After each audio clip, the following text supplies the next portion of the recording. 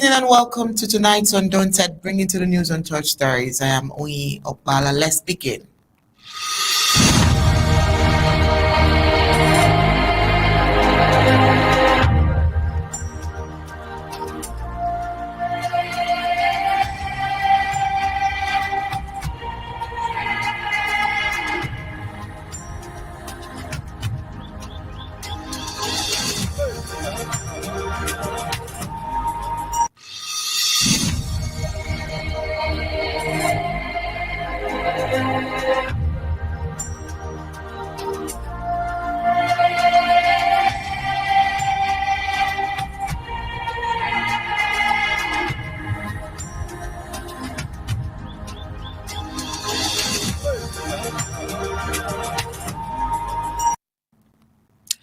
Tensions continue to rise in Ambazonia, where dozens of civilians are being held without trial or formal charges at Buea Central Prison.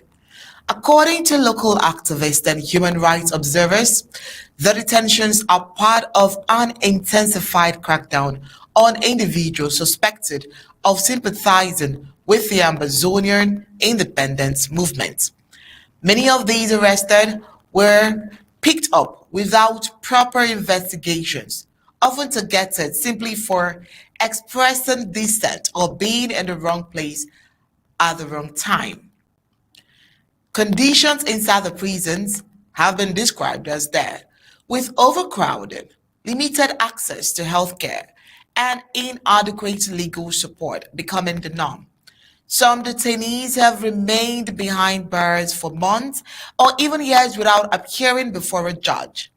Human rights groups have condemned the mass detentions as arbitrary and inhumane, warning that they reflect a broader pattern of political exclusions and systemic abuse against the English-speaking minority, according to them, in the Cameroons. Amid growing unrest, fresh controversy has surfaced in the what they call Southwest region, involving traditional authority figures. The paramount ruler of the Bafaus in Kumbo, Umfom Bukate Ekoko, has been accused of blackmailing workers of the Cameroon's Development Corporation, CDC, by threatening to label them as thieves if they refuse to support President Paul Biya in the upcoming presidential election, which has been outlawed by the government of President Sako. Now, the remarks were made during a ceremony in Limbe to disburse delayed wages to CDC employees. This further fueled public outreach in an area already gripped by political and social upheaval. All these and more we'll talk on tonight on Undaunted, but first, let's get the prime headlines.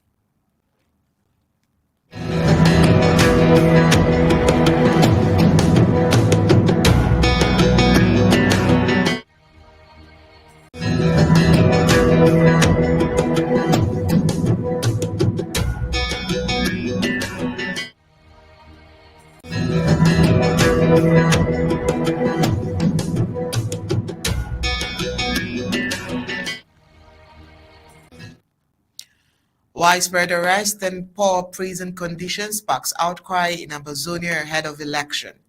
Also tonight, we take a look at BA supporters Umfom Bukate accused of blackmailing CDC workers by threatening to label them thieves if they do not support the election.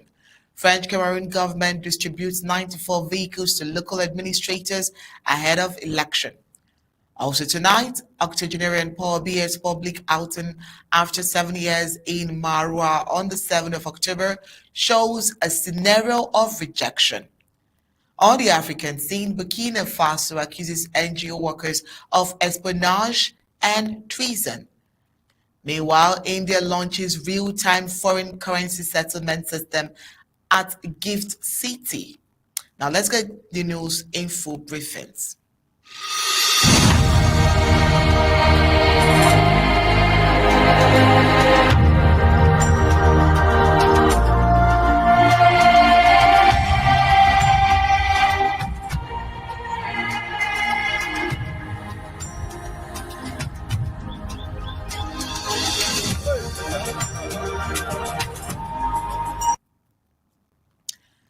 Tensions continues to mount in Ambazonia, where reports from local activities and human rights observers says that dozens of civilians remain detained in Buea Central Prison without trial or formal charges.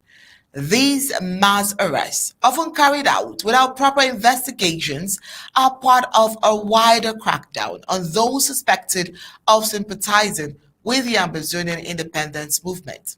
Activists describe the situation as unjust and inhumane, calling it a form of silent genocide against their English-speaking population.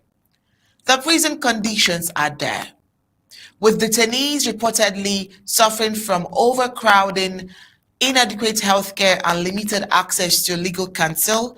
Many have been held for months or even years without facing a judge. This is not justice, it's oppression, said a human and local rights advocate who requested anonymity for safety reasons. People are being locked up simply for speaking out, for being at the wrong place at the wrong time.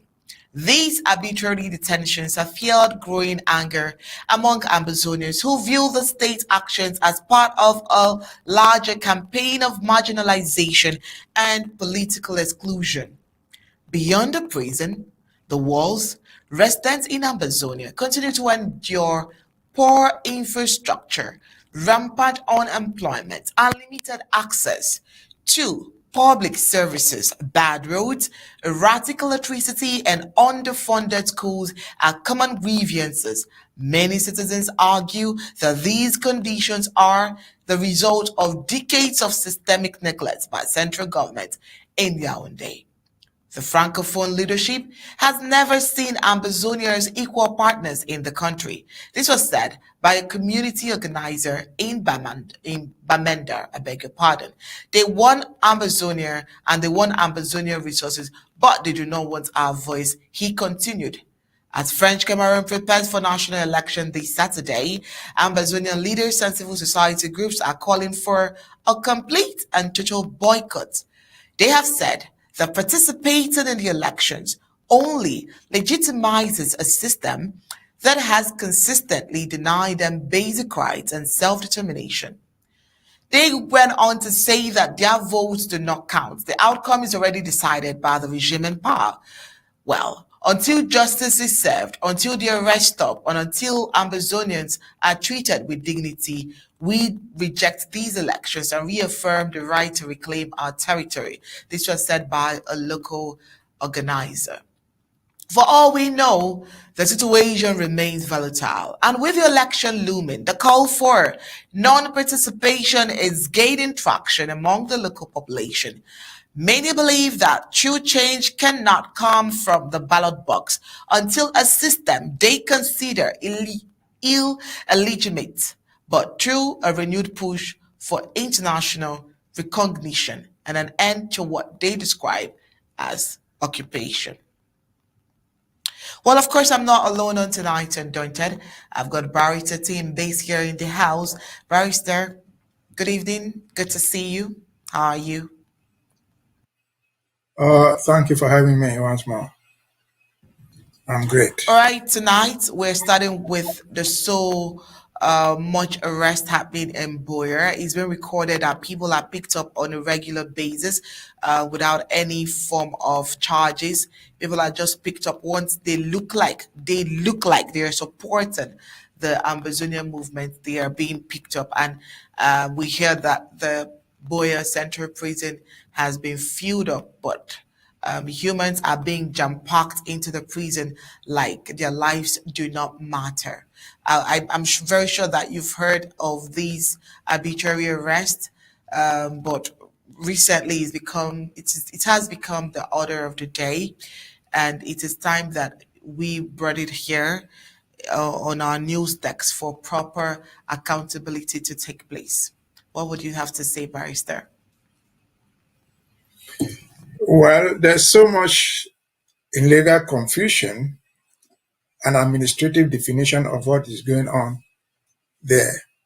In a regular society, normal circumstances, you have prisons that house criminals who are tried formally and formally jailed to save time. If you break into someone's house, you assault someone, you kill someone, you do something, you commit a crime, you are taken to court. If you are guilty, you are sent to jail. You go to prison. But that's not what we're talking about here. There's another group, especially in Cameroon. They call it administrative detention. If you order that you should be locked up for 2 weeks at the best. That's not what we're talking about here. The third category, I think, is what we're dealing with. We are dealing with people who are picked in the street, captured for no other reason but in the context of the war. They are fighting a war, and whoever is a sympathizer or suspected to be a sympathizer of the other party is taken into jail. Those are not prisoners. No. They are war victims. They are prisoners of war, you can call them. And so, either way, even in a regular prison, prisoners have some rights, internationally recognized. If you have to imprison somebody for stealing, for killing, that person has a right to something, to a good place to sleep, to food, to medical care if he or she falls sick. It is recognized whether he's a criminal or not. He has a right, he or she has a right.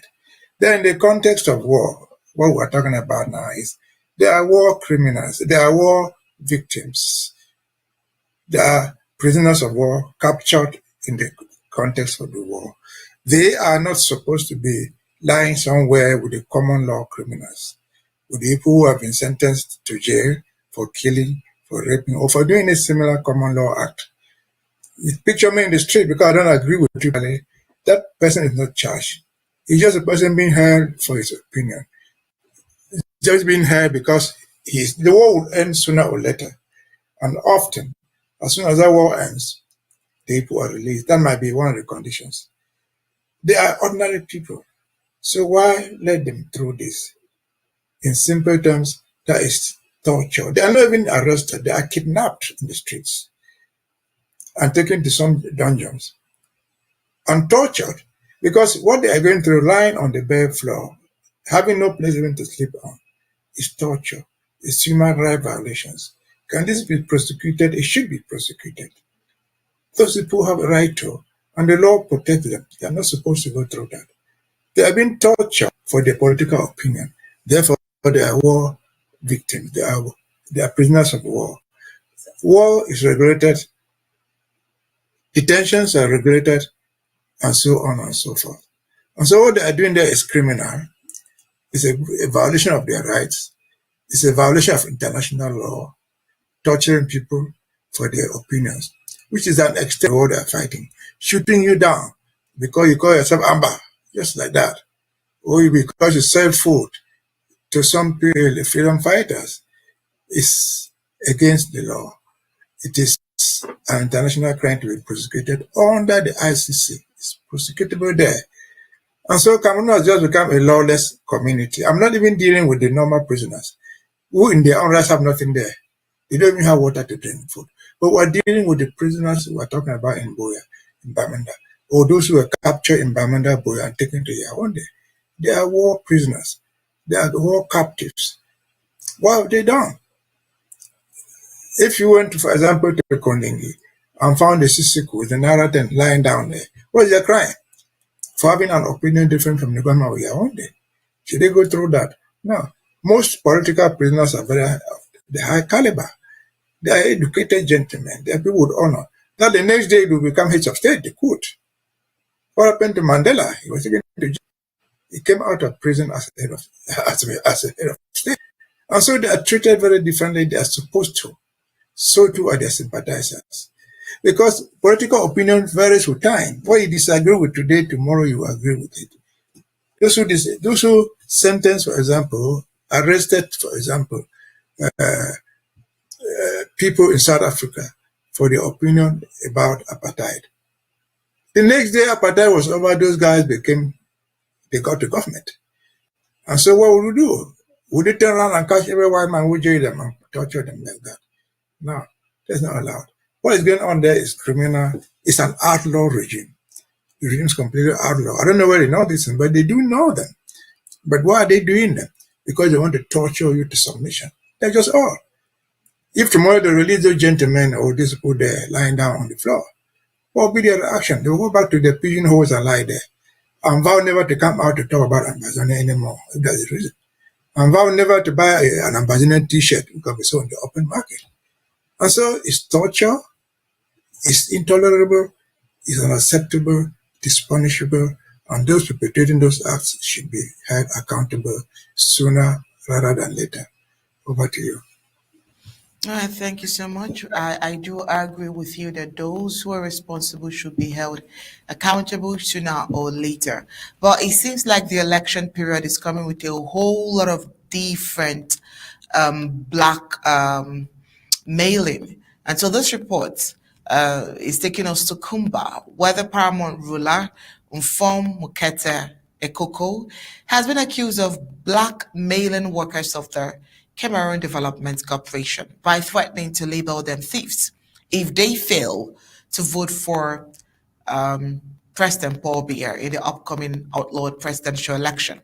The monarch made the remarks during a ceremony in Limbe to pay salary arrears to CDC workers, many of whom have risked their lives to keep the parastatal running despite attacks. Mfomukete, a senator appointed by President Paul Biya, told the workers, "We are watching. If you do not vote for President Paul Biya, we will call you thieves." Critics have described his comment as blackmail and political coercion, especially given the workers' long history of unpaid wages and harsh living conditions. Let's get that. CDC workers who have received their salaries today, we are watching. If they don't cast their vote for President Paul Biya for the CPDM champion candidate, the candidate, not just for the CPDM, the candidate for the Cameroonian people, if they don't cast their vote, would accuse them that they are thieves. That is ineptitude. Oh well, the payment of salary arrears publicized by the colonial government as a political achievement has been seen by observers as an attempt to turn workers' rights into a campaign tool. Many CDC workers have gone for months without pay, and the payment of their arrears is seen as a basic right rather than a favor from the colonial government or the monarch. The CDC workers who have been on the front line of the fight against armed attacks in their Ambazonian areas have been struggling to make ends meet due to the long delays in payment of their salaries. The threat by Mfomukete has sparked outrage amongst the workers who feel that they are being coerced into voting for a candidate who has not shown them sufficient support during their struggles. Last Tuesday, October 7th, the Prime Minister, Chief Dr. Dion Ngute of the colonial regime, officially launched the payment of salary arrears owed to these workers. And you'll be wondering why everything is happening at the same time, right? While everything is happening on the election month. Oh well, Barrister Mbeseha, you heard that audio, clean and direct, where the traditional ruler said it that anyone who do not vote, that they are watching, and anyone who do not vote will be considered as a thief rather. But for those who may have not heard that speech clearly, would want to play their speech again so that you, barrister, would I'm sure you're totally shocked, or maybe nothing shocks you anymore, but then would want to just see the video again and then would have you react to it. CDC workers who have received their salaries today, we are watching. If they don't cast their vote for President Paul Biya for the CPDM champion candidate, the candidate, not just for the CPDM, the candidate for the Cameroonian people, if they don't cast their vote, would accuse them that they are thieves. That is ineptitude. Barrister, do you think that the media pressure would have made the traditional monarch refer to people who do not cast their vote for the president as thieves, or you think that that is who he is? Now, the so-called monarch can apologize if he desires to, but it is not coincidence. It's not a mistake in any form or shape. It is well planned, properly calculated. But let us, before I get to analyze what he's saying, who is this gentleman? This is a very young man from his picture. It's a young man. He's the son of late Chief Mokete.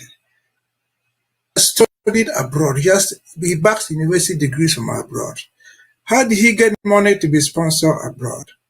To get all that quality education? He got it on the back of the CDC. His father was almost for life the chairman of the CDC. And he got money from there to train this boy. His father has rubber plantations. He sells rubber. He ships all his rubber through the CDC and makes billions from selling rubber to educate this boy, this rascal who calls himself a monarch. And this is his background. If he has nothing in his life, it is thanks to the CDC. And so if he is one saying all this, then it is so pathetic that a man of that level of reading, a man of that level of education, and of this background should ever say such things about the CDC. But let us go back to him. Who is this guy? He is the chairman of the campaign for the election of President Paul Biya. So he's talking in the context of the campaign. He is a senator, therefore a seasoned politician. That is him. But he's talking then when, on the occasion of the Prime Minister coming to Kumba to launch the campaign for President Paul Biya's re-election. It's context of politics and campaign. And so what is this money these people are being held accountable for to vote for the CPDM? They are old wages, old from 2018 to 2022. People have not earned a wage from 2008 because it's partial, because 2022 to 2025 has never been paid. They are paying them 2018 to 2022 overdue wages. And then they are being held hostages that they must vote for the party of their choice. Therefore, one will ask the question, why were these people not paid for from 2022 to 2021? From 2018 to 2022, that's 4 years back. Was it that they lack money? No. 2018, the new elections will come up in 2022. That's when Paul Biya was elected. In his present 7th term. It was in 2018. And they stopped paying the people, knowing fully well that the election will come after 7 years. Knowing fully well they will bring this money on the eve of the next election to pay them the wages that are overdue and to hold them hostage to vote for their candidate. This is criminality beyond expectation. And so again, as I said, he's doing this in the face of the campaign led by the Prime Minister himself, who has journeyed all the way from Yaoundé to come and meet his cohorts, his principal actors on the ground, to campaign on fraud for the election of their own person. And then they are holding the poor laborers hostage. If you check that money, which they claim they borrowed from the bank, they borrowed the money from the bank.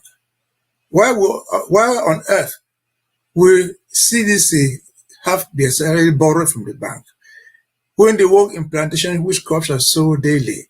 The rubber is being sold on the market every day. The palm tree that they grow, the oil is sold in the market every day, and other things that they grow. How do it come that they accumulate their salaries to go and take a well-known bank to come and pay them? If this is not criminality, I don't know what else it could be. And again, to this gentleman who postulates as a senator, he postulates as a lead member of the CPDM campaign guy to go back for another 7 years, come next Sunday. And of course, they will stop paying the CDC workers, waiting for 2019, for 2035 or 20 whatever, when the next election will come up and they will pay them. So is this what this guy is saying, anything that is forgivable? No. I've said earlier, it could never have been a mistake. It is not a mistake. It is something that should be held accountable. It is criminal for them to do that. They're not even holding the, I don't know where the word hostage is even correct. It is total blackmail. And I just hope that those CDC workers, whatever thing they earn, if they are still alive, if you check closely, you find that some of the people who are going to earn that money, it will be their widows, it will be their children, because those people are dead, suffering without salaries, suffering without anything to treat themselves. They have died, physically dead and buried. And then somebody comes After 4 years, after 7 years of not paying them just 3 years, you hold them hostage, you go and vote for your candidate. And what does he say? If you don't vote for President Paul Biya, you're a thief. What is theft? Theft is criminality. If you steal, you're a criminal. We were talking about the prison conditions in the last segment. If you don't vote for Paul Biya, you're a thief. Where do you find yourself? You find yourself in jail. You're locked up as a thief for not taking the instructions to pay Paul Biya, to vote for Paul Biya. This is unacceptable. I was trying to say, these guys who are receiving the money, be it they themselves or their widows or their survivors, those who have survived after they died of poverty, if they go to vote, know where to cast their vote. This is more than an abuse. This is more than political interference. This is a human right violation beyond redemption. And so this boy, with his title of senator, with his title of His Royal Highness King of the Bafos, his best place is that jail where you just showed us in the last segment. You go there. The jailhouse has no discrimination for the big and the small. She go there for that crime that is committing. That's a crime against humanity. And so it's unfortunate. We should never affect all this. I heard he just apologized, but his apologies fall short of anything reasonable. Because, as I said, luckily, he's a very well-educated man, like his father. His father was very educated. He was the only ambassador who had an office in Lagos as a federal minister in the 1958, 1959. He held that office there because he was well-educated. He has educated his own son on the backs of the CDC workers, on the back of the CDC establishment, who has come not to insult them, officially through the government of Yaoundé. Because again, he was speaking on the occasion of the Prime Minister launching the campaign for the reappointment or re-election of Mr. Paul Biya. It's unacceptable. It will never be acceptable. It is inexcusable. Over to you. Right, highly unacceptable. Barrister Mbeseha, I think that this election period is churning out a whole lot of things that Ambazonians would be surprised at. Now, this next report says that just days before the upcoming elections in the French Cameroon, 94 new vehicles have been handed over to senior divisional officers and divisional officers. That is colonial senior divisional officers and colonial divisional officers across the Cameroons. The announcement was made by a territorial administration minister, Paul Etanganji, who described the vehicles as a gift from the head of state. The timing of the distribution has raised concerns amongst political observers and civil society actors who see it as a strategic move by the government to consolidate administrative support ahead of the polls. SDOs and DOs are widely perceived as loyal to the ruling party and have often been accused of blocking opposition rallies and restricting political freedoms, particularly in areas where dissent is strong. Critics have questioned the government's priorities, noting the ongoing economic hardship and the rising debt public. There is no money to improve basic services or support citizens, but there is always money for political patronage and vehicles.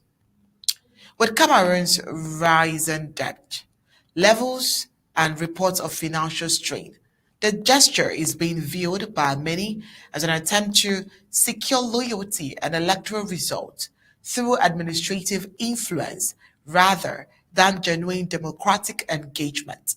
The government has not responded to the criticisms, but opposition voices continues to denounce what they see as systemic misuse of public resources to tilt the electoral playing field in favor of the ruling elite. For a nation that has been known to be top in terms of borrowing in its continent, Barrister Mbeseha, isn't it surprising that 94 vehicles were being able to be purchased to be given to people? And you would wonder, what have they done in this special month that they will be gifted a vehicle from the head of state? Again, 94 vehicles. It could be 200, it could be just 50, it could be any number. But because I have to find them there, if those pictures reflect what they are extremely expensive, very, very expensive.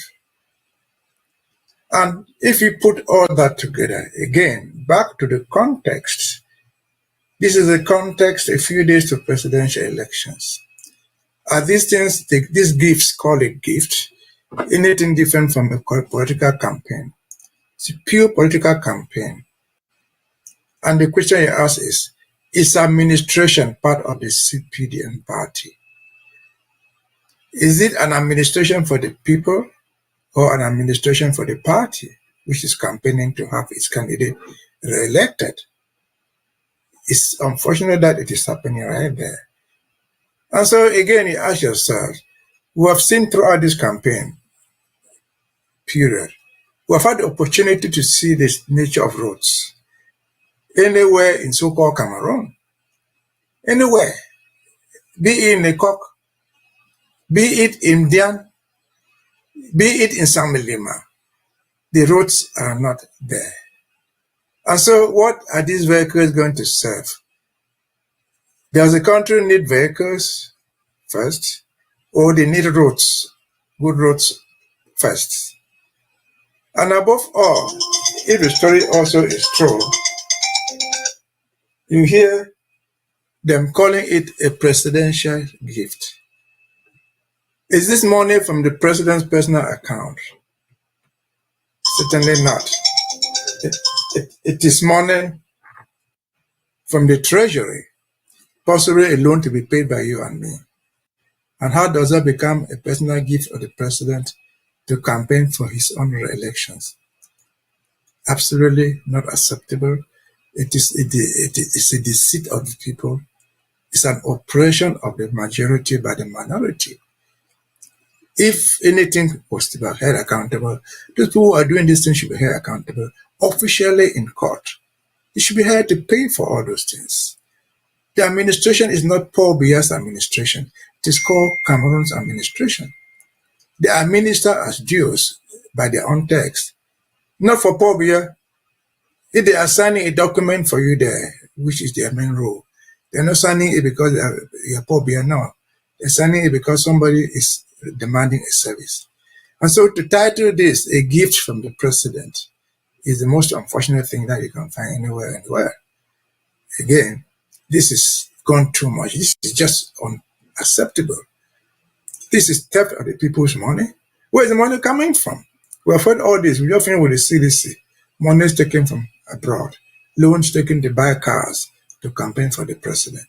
Loans taken to buy bread and sardine to campaign for the president. This is not what we sign up to. If that's what Yawande is there for, fine, so be it. We never sign up to this type of fraud, gigantic fraud publicly, to be orchestrated essentially by Ambazonians. The man standing there and talking on behalf of this nonsense is still a Inhumane. He comes from Mbeseha. That is part of Ambazonia. The man who brought the money to pay CDC workers and turn it a gift to vote for the CPDM. It's an Ambazonian, it's John Gute. It comes from Dian. Why our own servants, our fathers, our own people being used in this way? There must be something wrong with them if there's nothing wrong with us. This is unacceptable. This is people should live off to their own. If I were in that position as a minister, I would tell the president I'm not doing it. If the people need this car, they should be given by the administration officially, not as presidential gifts for them to campaign for you. That is morally unacceptable. That is totally immoral in terms of law, in terms of administration. And again, those people who take those cars, dancing with their khaki shirts, you see them there. And they never, they're giving my own new one. Well, I remember the deal of Ndian. Remember they captured the super-prefect of Ndian. He too had the car like that. He couldn't even get to the battle. He parked it somewhere else and went on foot. He didn't even get there. He entered into a boat to get to his station. And then what happened to him? He was taken away. But by ordinary people shooting firearms in the air, there was nothing even to defend him. He didn't even have in fact, a flying boat to chase those people around. And so this is begging the issue. You are deceiving these people who are being deceived collectively, being deceived individually. People who think that they are appointed to wear those wear khaki shirts clap for nonsense. They clap for irrelevance. And again, the question I ask is, which do we want first? Good roads on which the cars can fly, or the good cars that will play on no road at all? Over to you. All right, thank you so much, Barrister. And still in the election reports, President Paul Biya of La Republic de Cameroon has resurfaced in Mara this week for what appeared to be a carefully staged campaign, what they tag as campaign stop. This is his first public visit to any region in the Cameroons in 7 years. Elected in 2018, Biya has spent much of his time outside the country, particularly in Switzerland, while conflict, poverty, and unemployment worsens at home. His sudden reappearance just days before the presidential election has been widely seen as a desperate attempt to project vitality and reconnect with voters. Despite official claims of a massive turnout projected by the state media, the crowd at the Lamido Yaya Dara Municipal Stadium was noticeably small compared to the rallies of the 11 opposition candidates currently crisscrossing the country. Many attendees appeared to be school children, too young to vote, brought in to feel the sands under the blazing heat. The 92-year-old read from a prepared speech that many described as detached from the country's grim reality. There were no clear plans or new ideas. There were only recycled promises from a government that has been in power for over 4 decades. As the 92-year-old leader continues his bid for yet another term, many Cameroonians are asking whether his brief appearance in Mara will be remembered as a revival or merely a reminder of a presidency long disconnected from his people. Barrister Mbeseha, which will he be? I think it's I don't know which it will be, but I don't my time on what happened. Let me bring it to Ambazonia because it's going there for campaign. At least that's what we're told. As if Cameroon, because last 7 years before the last election, the other place where he was seen to have gone to campaign was Marwa. Years after he's back to haven't been seen anywhere in Yahweh for elections. Nowhere in Yaoundé where he lives in